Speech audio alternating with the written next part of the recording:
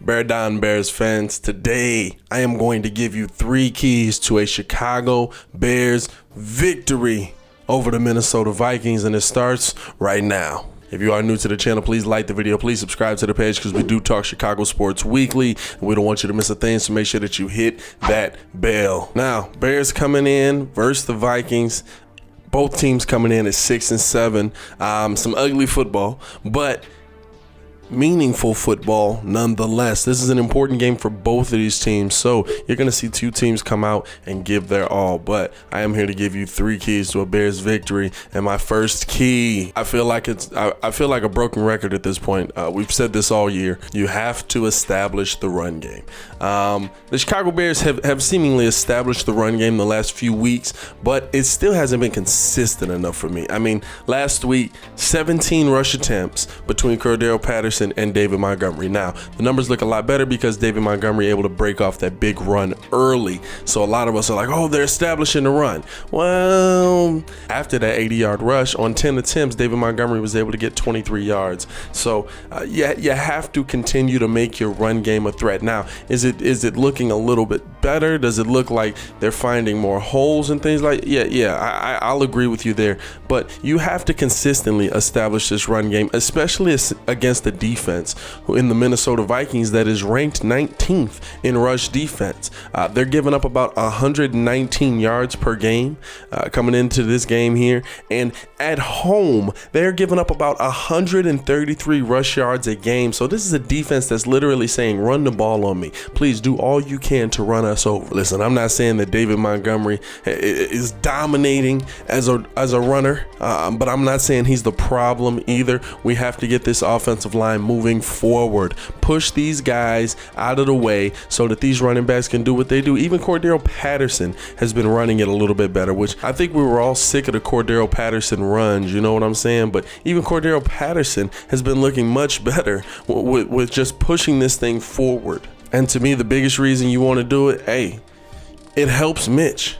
Do everything you can to help Mitch. We've seen Mitch Trubisky be better over these last 3 games, and you have to do all that you can to continue to give him as much help as possible so that he can continue to be successful. If you're able to establish the run game, you are able to make things easier for your young quarterback back there, especially when you're doing play action and things like that. For the Bears to come out and get a W out of here, I need to see David Montgomery with at least 15 to 20 rushes by himself.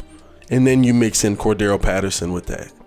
Now, before I continue with the video, I want to know your thoughts. What are your keys to a Chicago Bears victory? Let me know in the comments below. I'll be down there talking with you as well. Key number 2. We got to see pressure. We got to see pressure. We got to see pressure. We got to see pressure. I need to see pressure on that man, Kirk Cousins. We know what their game plan is coming into this game, right? Allow Delvin Cook to be great. Allow Delvin Cook to try to gash the Chicago Bears. See if you can break them off with some big runs. See if you can essentially take Kirk Cousins out of this game. Bears have a funny way of forcing Kirk Cousins to be a part of this game, especially with Akeem Hicks in the middle. Delvin Cook doesn't usually have the games that he would hope for versus the Chicago Bears. So it kind of forces Kirk Cousins to be a quarterback. Last time, listen, Kirk was throwing dots against us, and it was still a very winnable game, even though he was throwing dots against us. We have to see pressure on Kirk Cousins. Force Kirk Cousins to make the mistakes that he's made his entire career, to have to get outside the pocket and make decisions on the fly and get home. You see what happens when you get home. We saw it in this game versus the Houston Texans. When you get home, you start to make quarterbacks have to do different things. And it's not even in the times when they think they need to. It's in the times when, oh snap, do I have enough time? Is Khalil Mack coming? Is that Akeem Hicks coming up the middle? It forces the quarterback to have to think on his feet. And Kirk Cousins has shown that in moments, yeah, he can be good at that. But over the long stretch, over the long haul of a game, if you get continuous pressure on him, mistakes will be made, and this is a defense that's been very good at capitalizing on mistakes. I see this as one of those games where, the defense has carried us over the course of time. I see this as one of those games where the defense is going to carry us. Not to say that I think the offense is just going to go stagnant again. I don't know really. I don't know. We've seen this offense for about 2-3 weeks now, and hopefully it's something that's mistakes. But I think that this is a game where the defense can really win the game for us by putting us in the position in those short fields, because I think that there'll be opportunities to get the ball.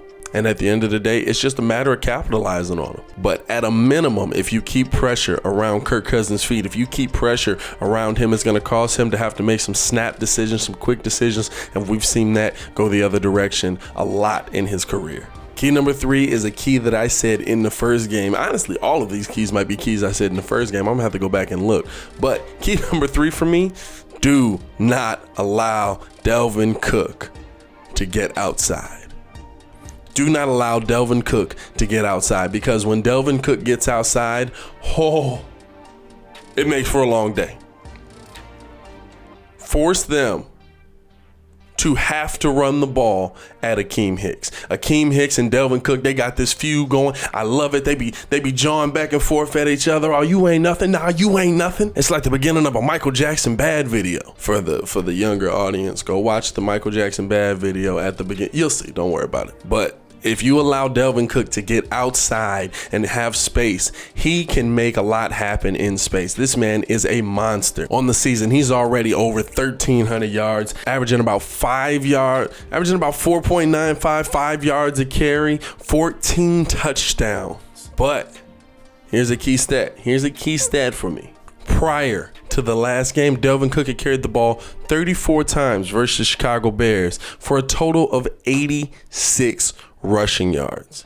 For a total of 86 rushing yards. And the Bears were on pace to continue that versus Delvin Cook all up until Akeem Hicks got out. I think we saw that the second Akeem Hicks got out, they ran it right at where Akeem Hicks was, and he was able to start to get the yards rolling. But even so, even versus the Bears in that last game, before that, he was averaging about 2.5 yards a carry versus the Bears. In that last game, he had 30 rush attempts alone in that last game, for a total of 96 yards, but still only about 3.5 yards a carry. So Bears and Delvin Cook do not mesh well.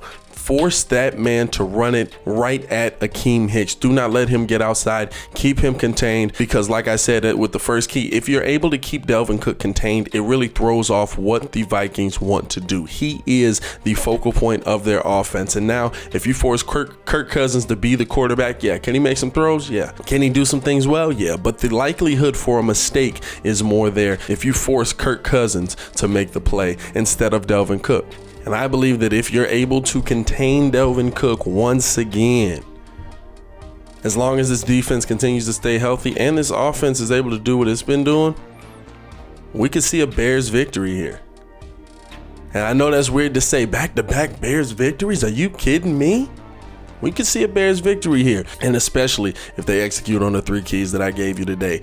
But at the end of the day, I want to know your opinion. Let me know in the comments below. What are your keys to a Chicago Bears victory? I'll be down in the comments talking with you as well. I am going to get up out of here. This is your boy, Pat the Designer, back at it again. To continue watching more of our Chicago sports content, click the links here or check the links in the description below. Y'all stay safe out of Chicago. Peace.